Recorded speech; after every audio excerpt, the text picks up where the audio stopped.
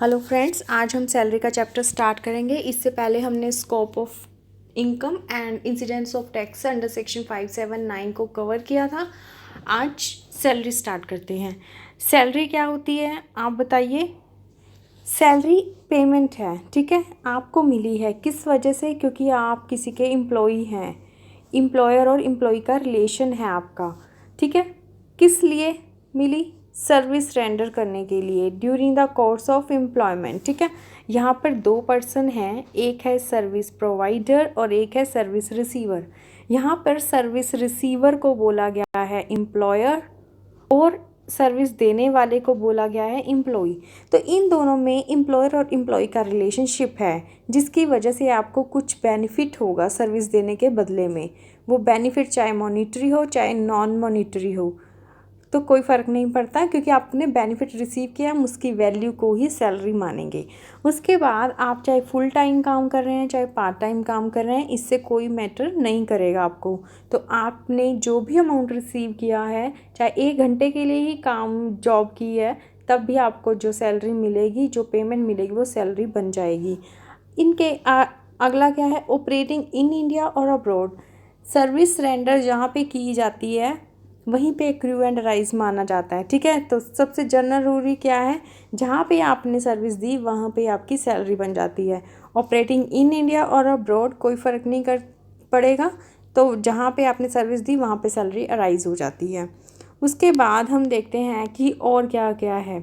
अब कुछ इंसिडेंट्स ऐसे हैं जहाँ पर कन्फ्यूज़न रहता है कि ये सैलरी है या दूसरे सोर्स की इनकम है।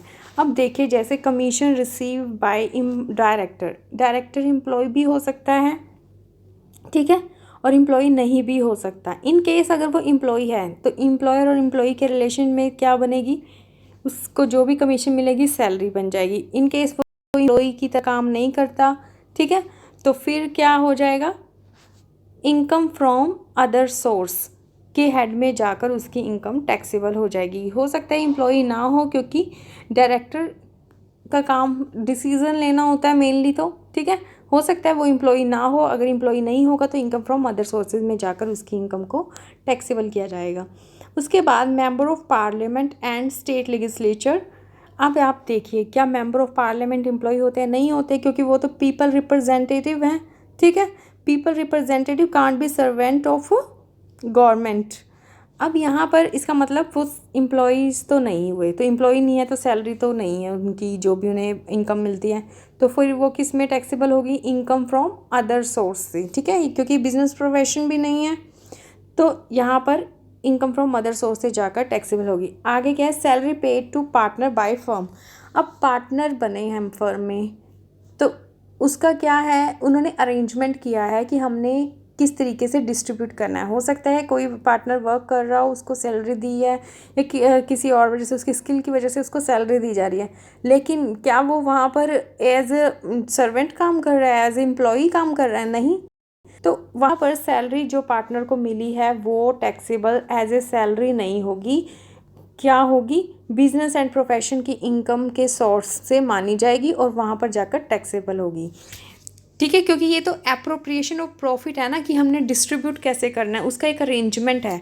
तो यहाँ पर salary paid to partner by a firm can not be treated as a salary. उसके बाद ये वही है कि non monetary and monetary both include होंगे। मॉनिटरी में लाइक सैलरी, बोनस, अलाउंसेस मिलते हैं आपको।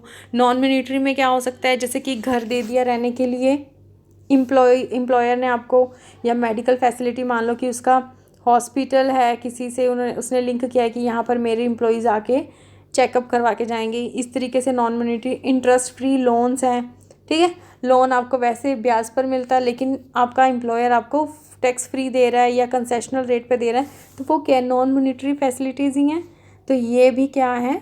सैलरी का पार्ट बन जाते हैं। उसके बाद salary and wages are same term, क्योंकि है तो एम्प्लॉयर और एम्प्लॉई ही, चाहे आपको सैलरी का और वेजेस क्या है, पर डे के हिसाब से होती हैं, तो दोनों क्या है? सैलरी का ही पार्ट है, इसमें कोई हम डिफ्रेंशिएट नहीं करेंगे। Salary from more than one source, आपकी जितने भी मर्जी सोर्स से हो, अगर रिलेशन एम्प्लॉयर और एम्प्लॉई का है तो वो क्या हो जाएगी? Taxable as a salary. अब हम पढ़ते हैं definition of salary. Definition of salary में है कि meaning of salary for income tax is much wider than what is a normally understood. तो वो कह रहे हैं कि वाइड टर्म है ये, कोई ये नहीं कि आपने कह दिया कि यस इतना अमाउंट मिला मुझे, बोनस कमीशन मिली, ठीक है, तो ये सैलरी होगी। इसके अलावा जो भी आपके सर्विस से रिलेटेड कुछ भी पेमेंट मिलती है आपको, वो सैलरी का पार्ट बन जाएगी। लाइक वेजेस हो, चाहे कोई पेंशन मिल रही हो, ग्रेचुटी क्या होती है आपकी सर्विस के लिए, क्योंकि आप एक एम्प्लॉय के साथ जुड़े रहे, एक तरह से गिफ्ट होता है एट द एंड में, इस वो भी आपका टैक्स सैलरी का पार्ट बनेगा। कोई भी फ़ी, कमीशन, परक्विजिट्स मिले हैं, परक्विजिट क्या है कि आपको नॉन मॉनेटरी बेनिफिट्स मिले हैं, एडवांस सैलरी मिली है, सैलरी चाहे एडवांस हो चाहे बाद में मिले, एक ही बात है, तो वो भी सैलरी का पार्ट है। Payment receive in respect of period leave not availed by him, अगर कई लीव ऐसी होती हैं जिसके बदले में अगर आप उन लीव को अवेल नहीं करते तो आप क्या करवा सकते हो, उनके बदले में कैश ले सकते हो, तो उसको बोलते हैं लीव एनकैशमेंट। तो वो भी किससे, सर्विस से रिलेटेड है, सैलरी का पार्ट बन जाएगी। कोई भी portion of annual accretion in any previous year due to the balance at the credit of an employee participating in PF, तो पीएफ में अगर आपका एम्प्लॉयर कोई भी आप कंट्रीब्यूशन कर रहा है तो वो भी क्या है, सैलरी का पार्ट है, क्योंकि वो आपके अकाउंट में आएगा, पैसा दे कौन रहा है, एम्प्लॉयर दे रहा है, तो आपकी सैलरी का पार्ट बन जाएगा। इसी तरह से एनपीएस में अगर एम्प्लॉयर ने कंट्रीब्यूट किया है वो भी बनेगा।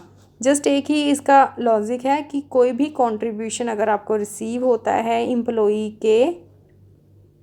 एम्प्लॉई के अकाउंट में फ्रॉम द एम्प्लॉयर, तो वो क्या बन जाएगा, सैलरी का पार्ट, ठीक है। उसके बाद basic of charge of section 15, अब इसमें चार्ज कैसे करनी है हमने सैलरी को वो बताया गया है। जब सैलरी ड्यू होती है या रिसीट, ठीक है, पहले मिल गई या अभी ड्यू नहीं भी हुई थी, तो ड्यू और receipt whichever is earlier, मान लो कि आपको यहाँ अप्रैल ले लेते हैं, अप्रैल 19 और यहाँ पे मार्च 19, अब मार्च 19 वाली सैलरी होगी 18-19 के प्रीवियस ईयर में, और अप्रैल 19 की होगी किसमें, 19-20 में, ठीक है ना। हमने फाइनेंशियल ईयर प्रीवियस ईयर कौन सा लेना होता है, अप्रैल टू लेकर मार्च तक लेना। अब ये मार्च 19 की सैलरी, मार्च 19 में आपको पैसे की जरूरत थी, आपने अपने एम्प्लॉयर को कहा कि मुझे सैलरी अप्रैल की भी मार्च में दे दी जाए, तो अब यहाँ पर आपको क्या, आपने अप्रैल का अभी काम तो किया नहीं, सर्विस तो परफॉर्म नहीं की, लेकिन सैलरी आपको यहाँ पर मिल गई, तो आपकी जो सैलरी अप्रैल की है वो मार्च में ही टैक्सेबल हो जाएगी, 18-19 वाले टैक्स में होगी, ठीक है, प्रीवियस ईयर में होगी। तो यहाँ पे मैंने क्या लिखा हुआ है, salary is taxable on due और receipt whichever is earlier. अब यहाँ पे अप्रैल की सैलरी मार्च में जाके टैक्सेबल होगी, क्या फिर मार्च में दोबारा से 19-20 का ईयर है फाइनेंशियल ईयर या प्रीवियस ईयर, तो वहाँ पे दोबारा से टैक्सेबल नहीं होगी, एक बार ही होगी, जब पहले ड्यू और रिसीट में से जोन सी डेट पहले आ जाएगी उस डेट पर हो जाएगी। अब एडवांस सैलरी, यही बात है कि एडवांस सैलरी भी क्या है, रिसीट एंड ड्यू, इसका मतलब रिसीट बेसिस पे हो जाएगी ना, क्योंकि रिसीट की डेट पहले ही आ जाएगी, तो एडवांस सैलरी रिसीट बेसिस पे टैक्सेबल हो जाती है। उसके बाद सैलरी इन एरियर है, वैसे तो देखा जाए सैलरी इन एरियर जो होगा वो ऑलरेडी टैक्स हो चुका होता है, क्योंकि हमने अभी पढ़ा पिछले पॉइंट में कि ड्यू और receipt basis which ever is earlier. अब देखिए जाए, मार्च 19 की सैलरी थी, आपको रिसीव हो रही है मई 19 में, ये वाला सेशन कौन सा बनेगा, 18-19 का, और ये बन जाएगा 19-20 का। अब मार्च वाली सैलरी, अभी हमने पढ़ा कि ड्यू और receipt whichever is earlier, मतलब मार्च की सैलरी मार्च में ही ड्यू होगी, तो मार्च की एंड डेट पे मार्च वाली टैक्सेबल हो चुकी है ऑलरेडी 18-19 में, क्या वो 19-20 में दोबारा टैक्सेबल होगी, नहीं। तो वही कह रहे हैं कि salary in area become taxable on due basis whether it is a paid और नॉट, तो ये उसी टाइम पे ही हो जाती है जब ड्यू बनी होगी। लेकिन एक केस ऐसा भी है जहाँ पर ड्यू भी बाद में हुई, ड्यू तो पहले ही होगी लेकिन प्रीवियस डेट से हुई, तो वहाँ पर एरिया टैक्सेबल बन जाते हैं। कहाँ पे देखें एक एग्जांपल कि लाइक पे कमीशन अपॉइंटेड किया गया सीजी ने, मतलब सेंट्रल गवर्नमेंट ने, उसने रिवीजन रिकमेंड कर दी सैलरीज़ की, ठीक है। यहाँ पर अभी हमने पढ़ा कि एरियर रिसीट बेसिस एरियर जो होते हैं वो ड्यू बेसिस पर ऑलरेडी टैक्स हो जाते हैं, इसलिए जब बाद में पैसा मिले अगर हमें, तो वो टैक्सेबल नहीं होता। लेकिन यहाँ पर एक केसेस क्या है कि एरियर रिसीट बेसिस पर भी टैक्स हो सकता है। तो सेंट्रल गवर्नमेंट ने हमारी पेमेंट जो रिवीजन कर दी सैलरी की, कि रिवीजन कैसे होती है कि आपकी सैलरी को इंक्रीज़ कर दिया जाता है प्रीवियस डेट से।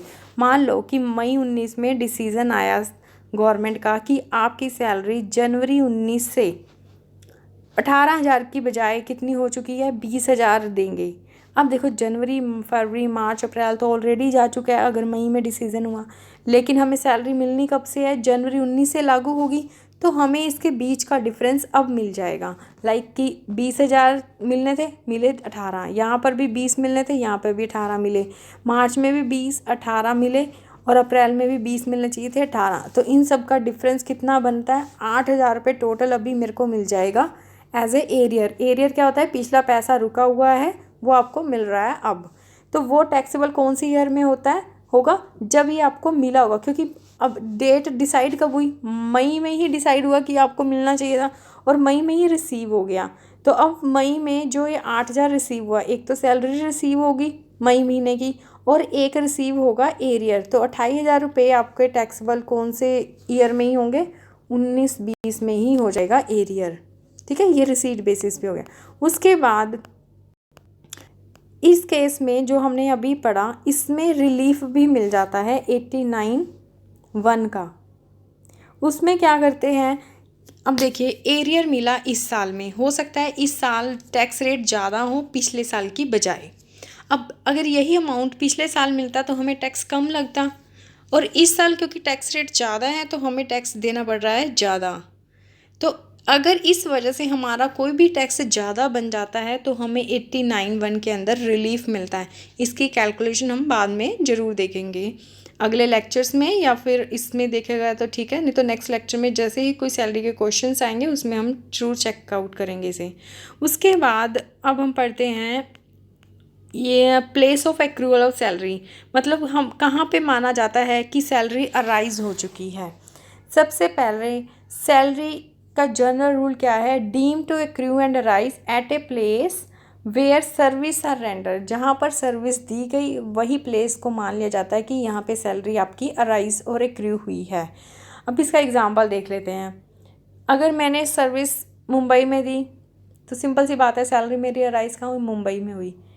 अब यहाँ पर पेंशन जो है आपने इंडिया में सर्विस दी उसकी वजह से अगर आपको पेंशन लगी है, चाहे वो पेड कहीं पे भी होती रही, मान लो कि आप चले गए या अमेरिका चले गए, लेकिन आपको पेंशन तो यहाँ से मिल रही है ना, तो उस केसेस में क्या माना जाएगा, accrue and rise in India, क्योंकि कनेक्शन कहाँ से आपका इंडिया में सर्विस की वजह से मिल रही है।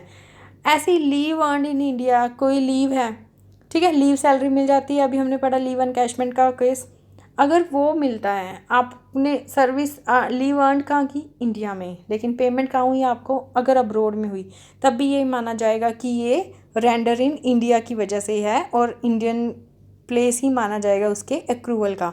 उसके बाद और क्या है इस रूल का है, इस रूल में बोला गया है कि अगर अभी हमने कहा कि अगर सर्विसेज ड्यू टू इंडिया दी हैं, चाहे पेमेंट कहीं भी हो, हम इसको कंसीडर नहीं करेंगे। Salary paid by government to the citizen of India, salary कहाँ से जा रही है, गवर्नमेंट से जा रही है, किसको, सिटीज़न ऑफ इंडिया को। किस कहाँ जा रही है, रेंट, उसने सर्विस कहाँ दे रहा है, बाहर दे रहा है। अदरवाइज़ हम क्या कह रहे थे कि अगर बाहर सर्विस दी है फॉरेन में तो फॉरेन की सैलरी मानी जाएगी, लेकिन यहाँ पे क्या है, गवर्नमेंट से पेमेंट है, सिटीज़न को है, चाहे सर्विस बाहर ही क्यों ना, तो हम क्या मानेंगे, accrue and arise in India है, लेकिन उनको दिए गए अलाउंसेज और परक्विजिट हैं वो एग्जाम्प्ट होते हैं, वो टैक्सेबल इंडिया में नहीं होंगे।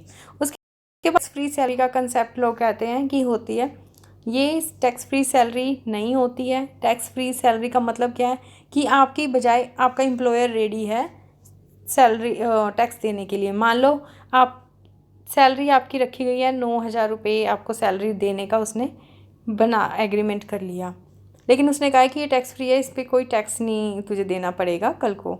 अब उसकी बजाय वो खुद देता है टैक्स, वो कहते हैं मैं देदा करूँगा। अब हम ये नहीं कहेंगे कि सैलरी 9,000 है, हम कहेंगे सैलरी 10,000 ही है आपकी, क्योंकि उसने ये 1,000 रुपये दे के आपका ओब्लिगेशन ख़त्म किया, मतलब आपकी ड्यूटी आपकी तरफ से जाने थे ये पैसे, वो दे दिए किसने, आपके एम्प्लॉयर ने, तो आपकी सैलरी 10,000 मानी जाएगी, ना कि 9,000। उसके बाद बट यहाँ पर एक एक्सेप्शन है जहाँ पर एम्प्लॉयर पे क्या है और वो आपके हाथ में एग्जेम्प्ट होगा। वो कौन सा है?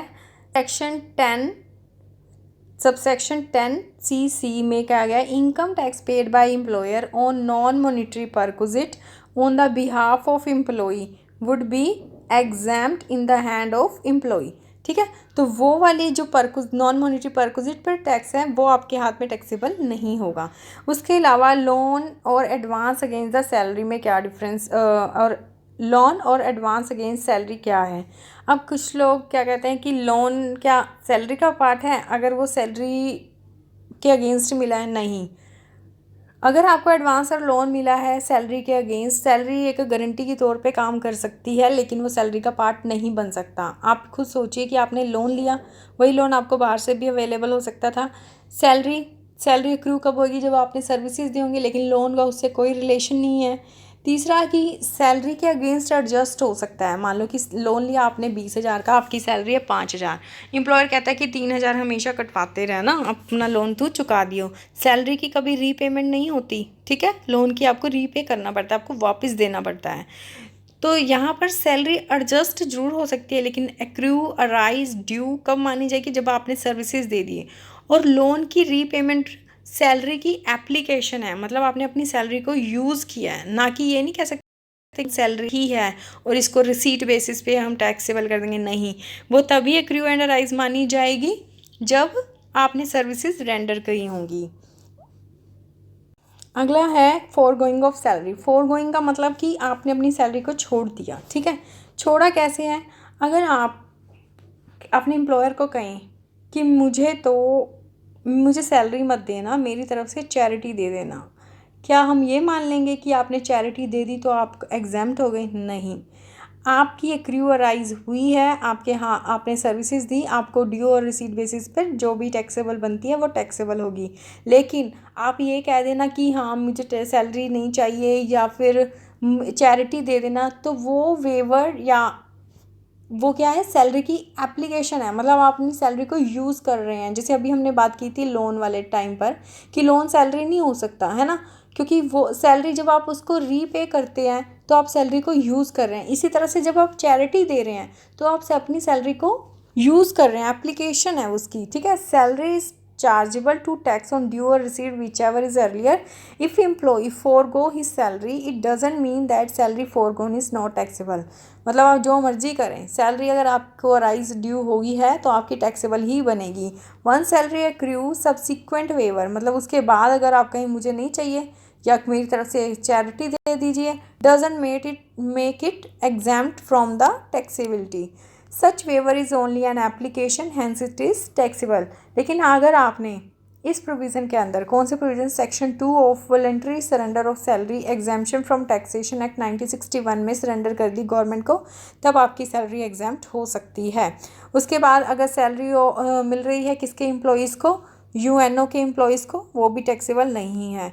Payment receive by legal heir of deceased employ, यहाँ पे क्या है कि अगर कोई पेमेंट कब मिलती है? कौन सी पेमेंट? एक्स ग्रेशिया पेमेंट और कंपनसेशन किसको दी जा रही है? विडो और legal heir of employ who die during the service, जो कि सर्विस में ही उसकी डेथ होगी, is not taxable as a salary income, but the family pension receive will be taxable from the other sources. तो family pension तो taxable होगी, लेकिन वो भी सैलरी में ना होके, क्योंकि वो फैमिली पेंशन है ना, उसके जिसकी डेथ हुई उसका एम्प्लॉयर एम्प्लॉय का रिलेशन था, उसकी फैमिली का नहीं। ठीक है, तो वहाँ पर फैमिली पेंशन अदर सोर्सेज में काउंट हो जाएगी, लेकिन एक्स ग्रेशिया या कंपनसेशन मिलता है वो टैक्सेबल नहीं है। उसके बाद payment made after cessation of employment, अगर सेसेशन की वजह से मिलता है तो वो सैलरी, क्योंकि मिला किस वजह से है, चाहे आपका एम्प्लॉयमेंट ख़त्म हुआ, लेकिन मिला किस वजह से? एम्प्लॉयर एम्प्लॉय के रिलेशन की वजह से, तो सैलरी के अंदर ही टैक्सेबल हो जाएगा। प्रीवियस ईयर सैलरी के लिए वही फाइनेंशियल ईयर है, अप्रैल टू मार्च है, और आपकी जो टैक्सेबिलिटी बनती है वो असेसमेंट ईयर में आपको टैक्स देना पड़ता है। तो ये थी नॉर्मल सैलरी की फीचर। इसके बाद हम अपना आगे टॉपिक सैलरी का ही कंटिन्यू करेंगे। In case enquiry please write in the comment section and I will try to solve it with my best efforts. So thank you so much for watching my video. Keep supporting me. Thank you so much.